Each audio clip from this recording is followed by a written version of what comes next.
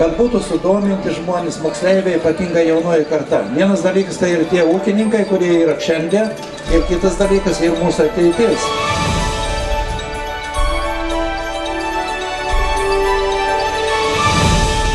Džiaugiuosi, kad Žemės ūkio akademija gali švęsti savo 100-metį kartu su Plungės rajono ūkininkais, kitais žemdirbiais ir pasidžiaugti pasiektais rezultatais žemės ūkyje, jo pažangoje, inovacijoje ir aptarti ateitį.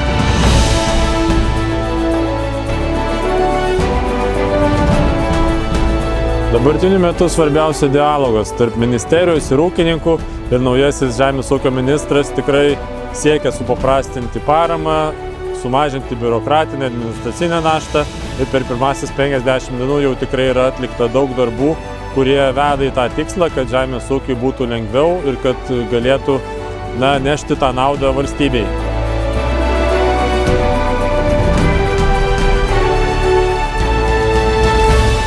Malonu, kad bendra Žemės ūkio akademijos ir alumni klubo idėja atžymėti 100-metį Žemės ūkio mokslo ir akademijos 100-metį įgyvendinta po truputį jau į pabaigą matyti visi renginiai ir labai malonu, kad šiandien tai vyksta Plungėje. Džiaugiuosi.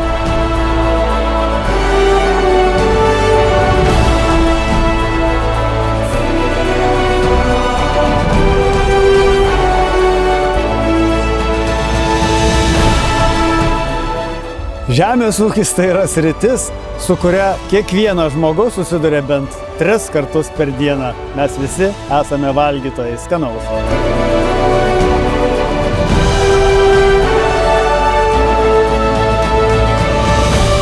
Žemdirbystė ta profesija, kuri maitina mus. Ta, kuri kiekvieną dieną atneša mums maisto ant mūsų stalo.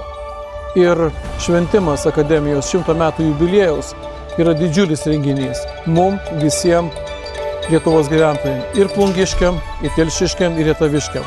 Visi mes esam žemės vaikai ir visi mes esam tos pačios duonos valgytojai.